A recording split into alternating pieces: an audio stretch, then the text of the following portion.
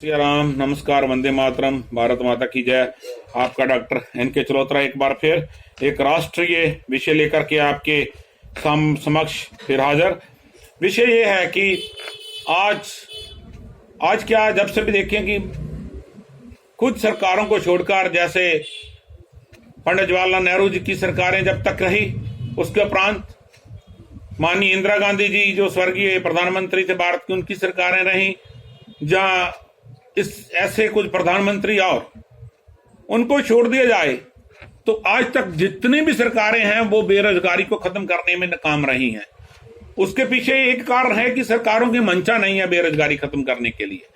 सरकारों की अगर मंशा हो बेरोजगारी खत्म करनी है तो सरकार के लिए कोई बड़ी बात नहीं। गवर्नमेंट का अर्थ ही यही होता है कि अगर वो गौर करे तो 1 मिनट में प्रॉब्लम सॉल्व हो जाती है, अगर ना गौर करे तो सैकड़ों वर्ष तक उनकी प्रॉब्लम जो है चलती रहती है। ये सरकारों का बाबर्थ हो गया। अब मैं सीधा अपने विषय पे आता हूं।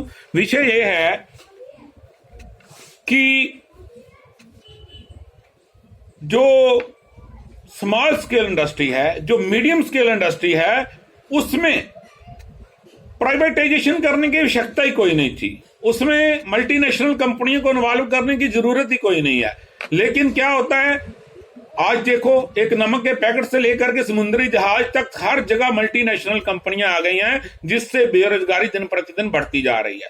टेक्सटाइल की बात करें, टेक्सटाइल इंडस्ट्री पंजाब और उसके आसपास के प्रांतों में बहुत उन्नत थी, लेकिन क्या हुआ, टेक्सटाइल इंडस्ट्री में जो मशीनरी थी, जहां यूरोप और अमेरिका की मशीनरी, जो वहां पर पॉपुलेशन कम है, वहां की मशीनरी, वहां पर एक मशीन 50 आदमी का काम करने वाली मशीन बनी, एक मशीन 100 आदमी का काम करने वाली मशीन बनी, एक मशीन 1000 आदमी का काम करने वाली मशीन बनी। वहां उन देशों को उसकी जरूरत थी।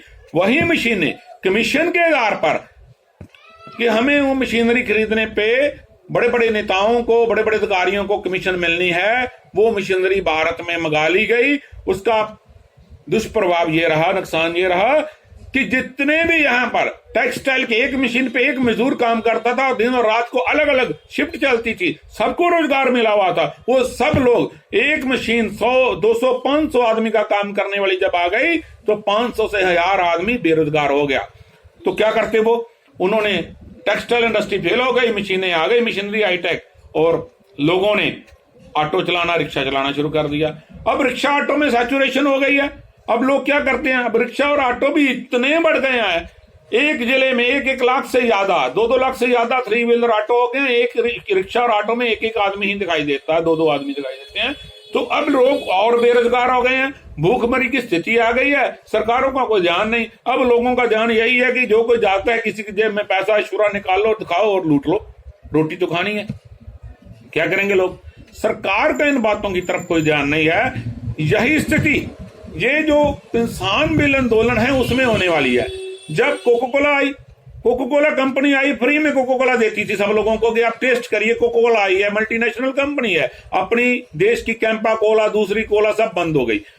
उसके उपरांत क्या हुआ, 4 रुपए में शुरू हुई, 4 से 5, 5 से 6, 6 से 7, 7 से 8, इस तरह बढ़ती बढ़ती आज 200 ml की कोको कोला 20 रुपए की है। दूध से महंगी पड़ रही है कोको कोला, दूध से महंगी पड़ रही है पेप्सी, दूध से महंगी पड़ रही है थम्स अप, माजा, मिरिंडा, स्प्राइट, जितनी भी कंपनी है। ये स्थिति जो है ये किसान बिल के पास होने के उपरांत आने वाली है। कारण ये है कि सरकारी एजेंसियों को हम खत्म कर देंगे, सरकारी अमला खत्म हो गया, कोई एजेंसी मंडी से ये उठाएगी नहीं। कौन उठाएगा?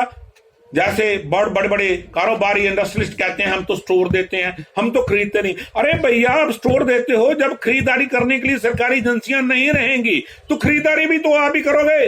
अगर आप ये प्रोडक्शन सारी खरीदते हो, खरीदने के उपरांत आपने भारत को नहीं भी बेचते, सऊदी अरब जो भी अर्बन कंट्री है उनको बेचते हो, आप कहते हो मैं इस देश को देता ही नहीं। 10 साल आप अनाज हमारे देश का जो खरीदता है हमें रिटर्न नहीं करते, तो यहां पर अकाल पड़ जाएगा, भूखमरी खड़ी हो जाएगी, लोग भूखे मर जाएंगे, सरकार के पास तो भंडारण रहेगा ही नहीं। और अगर खरीद के भी आप अपने देश को बेचोगे तो आप 1 रुपए किलो खरीदने के उपरांत 150 रुपए किलो सरकार को और लोगों को बेचोगे। ये व्यापारी का, आपके व्यापार का नियम है, सब लोग जानते हैं। एक नमक के पैकेट से लेकर के एक समुद्री जहाज तक सब जगह तो आपने पांव पसार दिए हैं, गरीब के लिए कोई छोड़ा नहीं। सरकार को ये नीति चाहिए थी बनानी कि स्मॉल स्केल इंडस्ट्री और मीडियम स्केल इंडस्ट्री में कोई इंटरफेरेंस नहीं करना चाहिए था, कोई प्राइवेटाइजेशन, कोई कंपटीशन नहीं करना चाहिए था। जैसे लोग काम कर रहे हैं उनको करने देना चाहिए। जिन देशों की पॉपुलेशन ज्यादा है, जैसे भारत की 135 करोड़ पॉपुलेशन है, यहां पर कोई हाईटेक मशीनरी की जरूरत नहीं है। अगर 10 आदमी 10 मशीनें चला रहे हैं तो हमें ऐसी मशीन लाने की जरूरत नहीं जो 100 आदमी का काम करे। क्या फायदा उस मशीन का? सब लोग बेरोजगार हो जाएंगे। हाँ, आप हैवी इंडस्ट्री में लेके आइए ऐसी मशीनें, स्टील प्लांट हैं वहां पर ले आइए, बड़े बड़े रोड का फॉर्मेशन होना है, रोडों का निर्माण होना है, एरोप्लेन्स बनाने हैं, क्या नाम है उसका, सैटेलाइट बनाने हैं, वहां पर आप ले आइए। बड़े प्लांट है जो रबड़ के, पेट्रोलियम प्लांट है, वहां पर ले आइए हैवी इंडस्ट्री। जो छोटे काम है, कोई आदमी बुनकर है, हाथ कड़ी से कपड़ा बुनता है, वहां पर आप वही मशीन ले आओगे जो 200 आदमी का काम करती है, तो वहां पर 200 आदमी जो रोजी रोटी कमाते थे बेरोजगार हो गए। आप कौन सी पॉलिसी पे काम कर रहे हो भैया? 10,000 से ज्यादा आपके सलाहकार IAS अधिकारी हैं, 20-25 हजार आपके इंडियन इकोनॉमिक सर्विसेज के अधिकारी होंगे जो आपको सलाह देने वाले हैं। आपके निजी PA और आपके बड़े बड़े थिंक टैंक, मंथन करने वाले लोग कहां सो गए हो? क्यों देश का विनाश कर रहे हो?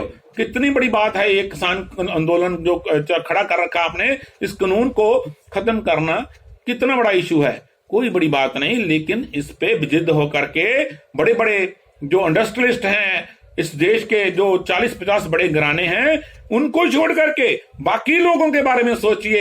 मैं सरकार को यही अनुरोध करता हूं, कृपया आम व्यक्ति के बारे में सोचिए। देश है तो आपका शासन है, लोग हैं तो आपका शासन है। अगर जन आंदोलन खूनी क्रांति में बदल गया तो क्या करोगे? कहां जाओगे? कौन सी सरकार चलाओगे भाई? कुछ नहीं मिलेगा आपको, सब खत्म हो जाएगा, अस्थिरता आ जाएगी, अशांति आ जाएगी, कत्लेआम, कत्लो गैरत हो जाएगा, कुछ नहीं बचेगा। तो किस पे राज करोगे? किस पे? इन बातों को विचार कीजिए। इन्हीं बातों से धन्यवाद। अगली मुलाकात में फिर एक नया विषय होगा। जय श्री राम, वंदे मातरम, भारत माता की जय। जय हिंद।